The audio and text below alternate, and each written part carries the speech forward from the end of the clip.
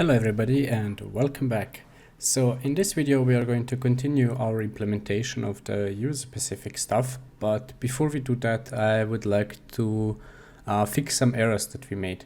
So maybe you've noticed that in the method in the abstract CRUDL service we have this getById method, and we are providing an integer ID here, and we log an error if we do not find the entity.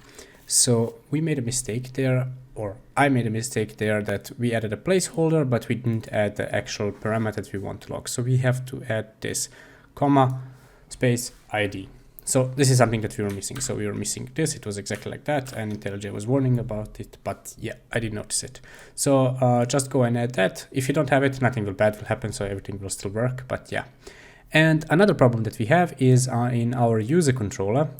We had something like REST controller, and then we had an endpoint here, which is wrong. So we do need the REST controller annotation, but we also need the request mapping annotation where we put our endpoint. So I added a to-do for myself to explain this mistake. I'm sorry. So when this was explained, I can remove it and we can continue. So today, for the first time, we start our application. So let's just do that. You have your file here, and you can just click play. If you do not have it, the way you start it is you find the tutorial application, so the main class, and just click this nice button here. As you can see, our application is super fast and it started in 5 seconds. And now we check one thing. What about our database? What do we have there? So if you go to Workbench and connect to your local host, and you go to the tutorial, you will see that there are some tables there. So there is this Hibernate table and there is a user table. So if you go right click, select rows, it will offer you all of the stuff that you have in this table, so all of the entries, and you can see all of the columns. So we have an ID, we have a created, timestamp, modified, name, and a username. So exactly the things that we need. Perfect. So we have that there. We can minimize it. Nice. So we do now is we open a Postman or any tool that can make post requests. So post requests that can make HTTP requests. In this case, I'm just going with Postman, so you can do anything. You can use any tool that you like. So for example, you see here that I have a request that says it's a get type, so it's a HTTP get. It goes to localhost 8080/API/users/ID, which is in this case 1. And if I send this, nothing happens, and you can see here failed to find entity with ID 1. Okay. But I also have a post request to create a user. So if we send that, it should create our user, and I'm naming it. So in the body that I'm sending is the name and the username. I don't need to send anything else because the user that we're creating, everything else will be set. So if we go back to get it again, we can see that we can get it. It has an ID 1. It has the created timestamp because we set it in the abstract service. It also has the modified timestamp because we also set it there. It has the name that we sent. It has a username, and it has this new false. So this is something from our base DTO. This is not really something that we actually need. So our front end, let's just assume that it doesn't need it. Like, why would it need this? So we want to get rid of it. We don't want to send it over the network. So how do we do that? We know that it's in the base DTO.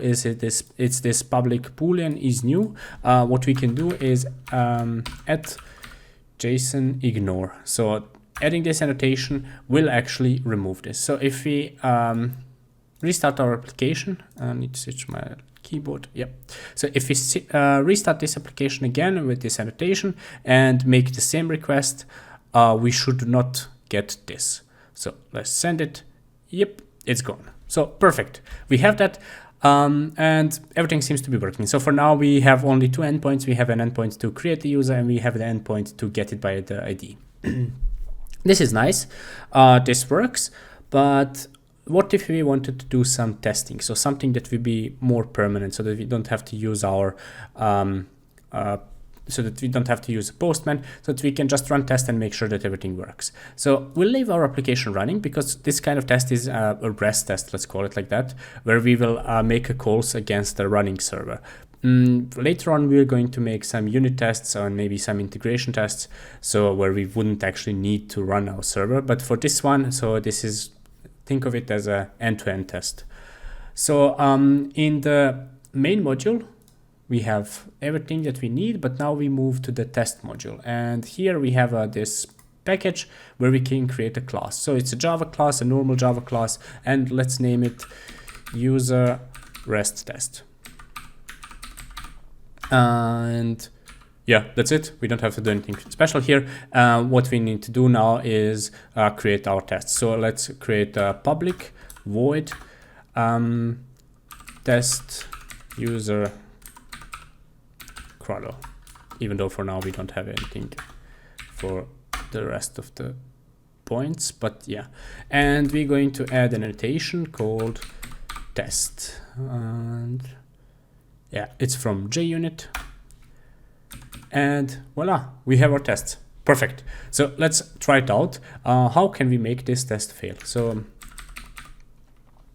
assert John. So from assert J, we can go fail. So if we run this test or this test class, this should fail. So let's just try it. So you have here this, I don't know how to call it, a play button or whatever. And you can see, yeah, okay, yeah, it failed, and it says, oh no. So let's make it pass now.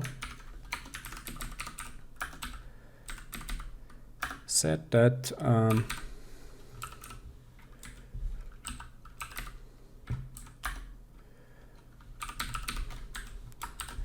not so good assertion, but let's run it and expect it to pass. Perfect. Everything works. What is it complaining? Okay, yeah, let's just leave it like that. Okay, so let's create our tests. What do we want to do? We want to create a user, and we want to fetch that user by ID, so to verify that it works. So how we create user, it's the same as what we did in the Postman. So we create new user DTO and name it, yeah, something, doesn't matter. It will be final, and we set the username. So let's make it something like ID random ID plus, or let's make it rather like this. So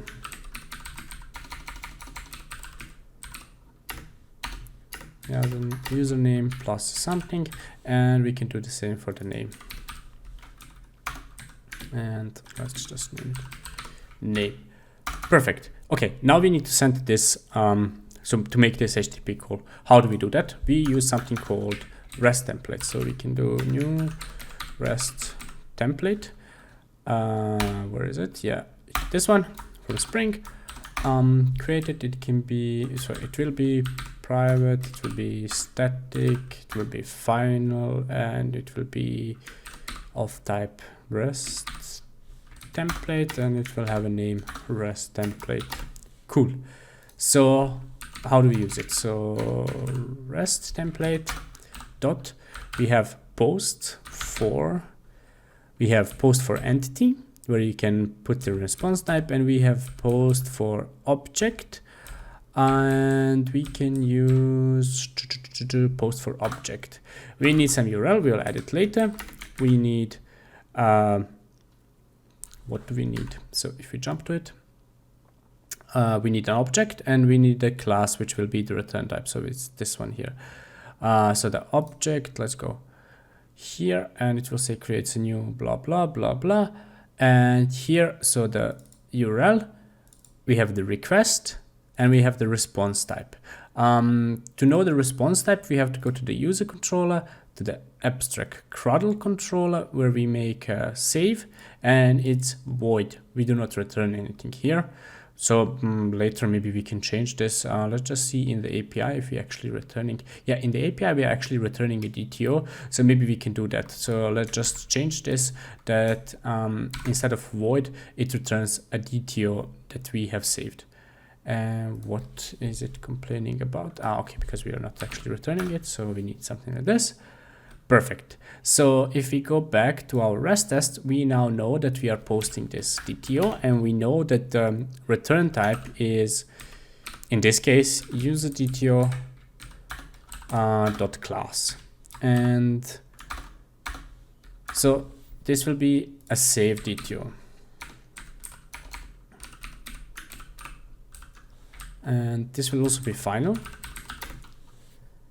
And now we need a URL. So let's create something like here, but this will be now a string. This will be URL. And the value will be HTTP host 8080 because we're running there, API / users. And yep. Okay. And let's just for now add one insertion.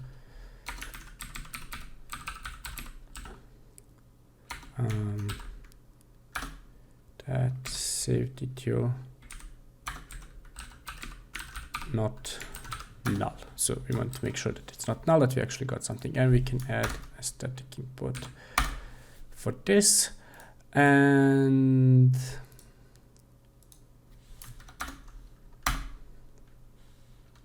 yep, let's run our test and see what happens. So we should actually make a call, and we should create this user in the database. But it is null. So something, okay, yeah. So we did the changes on our application, but we didn't actually restart it. So they are just not, we are still running an older version of it. So we have to stop and rerun it. And then once we have it, then everything should be fine again, hopefully. So it's running, and now we can start our test again. And you can see that it worked, everything is nice. And if we go back to the database, we should actually be able to see this. So we can see that we have this James Bond user, which we created with Postman, and we have our one failed where we didn't actually get the results back because that didn't work. But we also have the second one. So everything seems to work here. Let's add some more assertions here. What do we want to assert? We want to assert that, for example, that this save DTO, that it is not new, so that it has an ID. So we can do something like assert that save DTO get ID is not null. And we want to assert that it has this timestamps, and modified is not null. And we also want to assert that the save DTO get username equals the one that we send it when we want to try to save it, is equal to DTO get username. So it's the DTO is the one that we use to save, and the same for the name.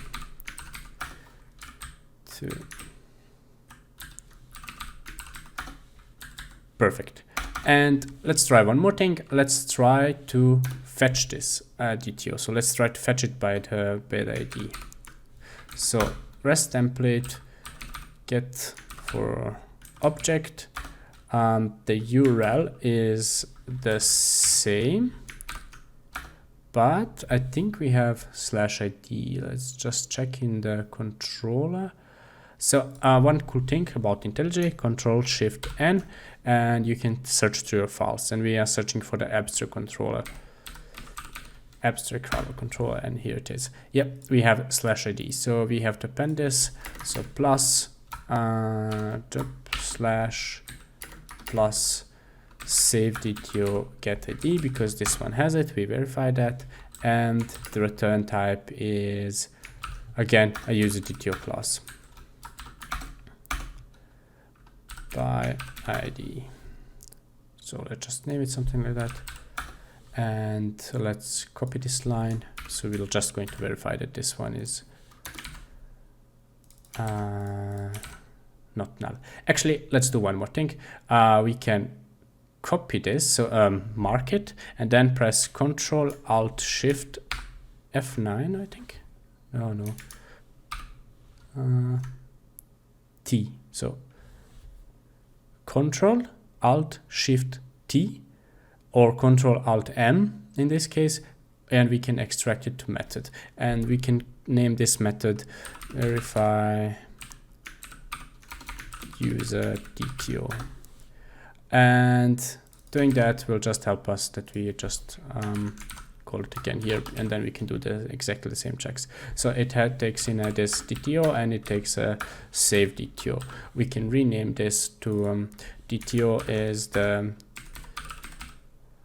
actual one that we have, so the actual state, and the save DTO, actually it's the other way around. So the save DTO is the actual one, which is now called actual, is the expected. So this is the result that we're expecting, and the save DTO is the state we actually have. Okay, and let's run our test again and see what happens. Yeah, so both of our tests passed, and we can even see that we made one request here, so HTTP post, and the response was 200, and then we made another one, so it's HTTP GET with the user with the ID 4, and we got the response 200. And yeah, that's it. So actually, no, we made a mistake. So so the save DTO, we are verifying it again. We should verify the by ID. So let's rerun our test. And you can see that now it worked. So it's nice, it works.